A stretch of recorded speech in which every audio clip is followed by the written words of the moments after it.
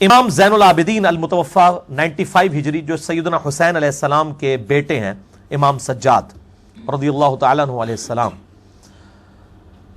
وہ مروان بن حکم سے نقل کرتے ہیں کہ مروان کہتا ہے کہ میں اس مجلس میں موجود تھا جہاں پہ سیدنا عثمان جب خلیفہ راشد تھے، ان کا اور سیدنا علی کا اختلاف ہو گیا ایک مسئلے میں، اور وہ اختلاف یہ تھا کہ سیدنا عثمان رضی اللہ تعالیٰ عنہ حج تمتع پر پابندی لگا رہے تھے، جبکہ بخاری اور مسلم میں ہے کہ آپ صلی اللہ علیہ وسلم نے بڑی محنت کر کے مشرکین عرب کی یہ رسم توڑی تھی، وہ حج تمتع کو حرام سمجھتے تھے، اور نبی علیہ السلام نے بخاری مسلم میں آتا ہے یوں انگلیاں داخل کی اور فرمایا قیامت تک حج اور عمرہ یوں داخل ہو گئے، اب قیامت تک حج تمتع ہے، میں نے اس کو جاری کر دیا ہے، ایک سفر میں حج اور عمرہ دونوں کیے جائیں۔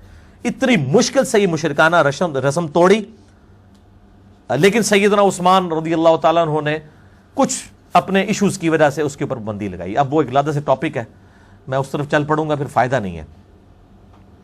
بہرحال سیدنا علی نے مخالفت کی، اور جب سیدنا علی نے دیکھا کہ حضرت عثمان اپنی بات پر ڈٹے ہوئے ہیں اور پیچھے ہٹنے کے لیے تیار نہیں ہے، تو سیدنا علی رضی اللہ تعالیٰ عنہ علیہ السلام نے ادھر ہی پھر نعرہ حق بلند کیا اور کہا لبیک بعمرہ والحج، میں عمرے اور حج کے لیے لبیک بولتا ہوں، میں ایک سفر میں دونوں کروں گا، اور کہا کہ اے امیر المومنین، میں نبی صلی اللہ علیہ وآلہ وسلم کی سنت کو نہیں چھوڑ سکتا کسی کے کہنے کے اوپر، خواہ وہ آپ ہی کیوں نہ ہو۔ نبی صلی اللہ علیہ وسلم نے حج تمتع کو جاری کیا تھا، میں آپ صلی اللہ علیہ وآلہ وسلم کی مخالفت نہیں کروں گا، آپ کی مخالفت کر لوں گا۔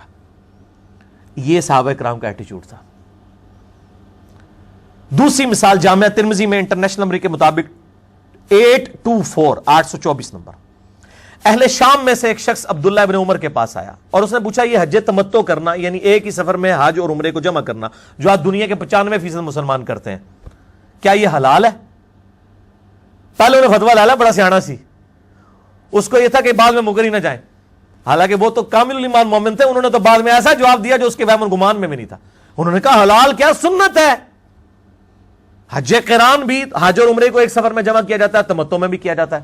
حج افراد میں صرف حج ہوتا ہے، قران ہو یا تمتع ہو، دونوں ہی ایک سفر میں دونوں چیزوں سے فائدہ اٹھانا، تمتع کہتے ہیں فائدہ اٹھانے کو، تو یہ دونوں چیزیں سنت ہیں۔ تو عبداللہ بن عمر سے وہ کہنے لگا کہ آپ کے جو ابا جان تھے نا حضرت عمر رضی اللہ تعالیٰ عنہ، وہ تو منع کرتے تھے حج تمتع سے۔ اب انہوں نے کہا اتنے بڑے بزرگ ہوں گے، آخر کوئی وجہ تو ہوگی،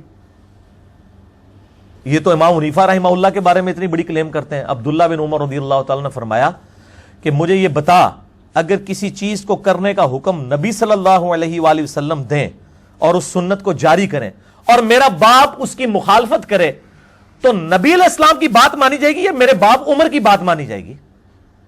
اس نے کہا جی نبی صلی اللہ علیہ وسلم کی۔ تو انہوں نے کہا جب میں بتا رہا ہوں کہ نبی علیہ السلام نے اسے جاری کیا ہے، تو نبی صلی اللہ علیہ وآلہ وسلم کی سنت پہ یہ عمل کرو۔ اچھا، اس نے پہلے اس لیے پوچھ دیا بعد میں مکر ہی نہ جائے، مکرے کیا، انہوں نے تو توقع سے بڑھ کے جواب دیا۔ انہوں نے کہا میرے باپ کی نہیں مانی جائے گی۔ انہوں نے نہیں کہا آپ نے اپنے باپ کی گستاخی کر دی ہے جس نے رومن اور پرشین امپائر گرائی تھی، وہ نبی علیہ السلام کا فرمان ہے جامعہ ترمذی میں، میرے بعد اگر کوئی نبی ہوتا تو عمر ہوتا۔ اتنے بڑے شخص کو آپ چیلنج کر رہے ہیں۔ ان کا چیلنج کیا ہے؟ بیسیکلی نبی علیہ السلام کے مقابلے میں جب کوئی بڑے سے بڑا شخص بھی آ جائے گا، اس کی کیا اوقات رہ جاتی ہے پھر نبی کے مقابلے پہ؟ ہم نہیں اس سے مقابلہ کر رہے ہوتے۔ جب نبی کے مقابلے پہ کوئی بھی شخص آئے گا تو ظاہر ہے وہ تو پھر مقابلہ زمین و آسمان کا فرق ہے میرے بھائی۔ تیسری مثال مسند امام احمد، مکتبۃ الشاملہ میں جو عربک ورژن ہے اس میں اس کا نمبر ہے 2277 اور 3121۔ سیدنا ابن عباس رضی اللہ تعالی عنہ علیہ السلام کا مکالمہ ہوا عروہ بن زبیر تابعی کے ساتھ حج تمتع کے مسئلے میں، چونکہ حضرت عمر نے پہلے پابندی لگائی، اس کے بعد عثمان نے لگائی، یہ تو دعائیں دیں حضرت علی کو کہ انہوں نے ایسا حج تمتع کو اپنے دور خلافت میں بحال کرایا کہ پھر بعد میں کسی کی جرت نہیں ہوئی پابندی لگانے کی، قیامت تک کے لیے یہ معاملہ ختم ہو گیا۔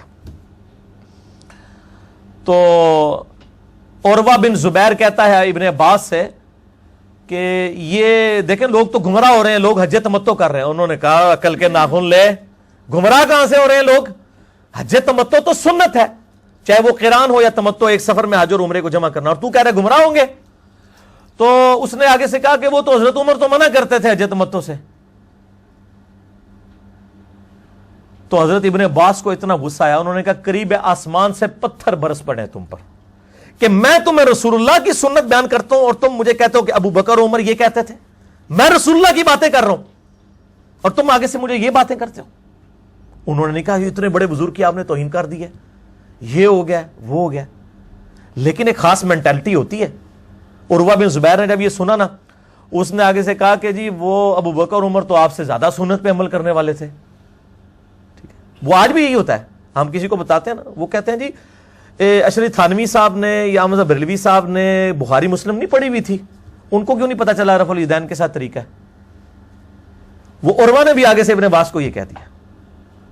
تو یہ یعنی بیماری غلطی ہے, چاہے وہ تابعین کے اندر آ جائے. اب عروہ تابعی ہے, عبداللہ ابن زبیر صحابی کا بھائی ہے, حضرت زبیر کا بیٹا ہے, صحابی کا بیٹا ہے, اشرم مبشرہ میں سے ہے.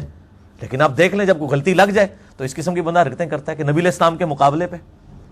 یعنی ایک شخصیت پرستی اسلام میں نہیں ہے. لیکن ابن عباس نے الحمدللہ اپنا حق ادا کیا اور آج پریکٹیکلی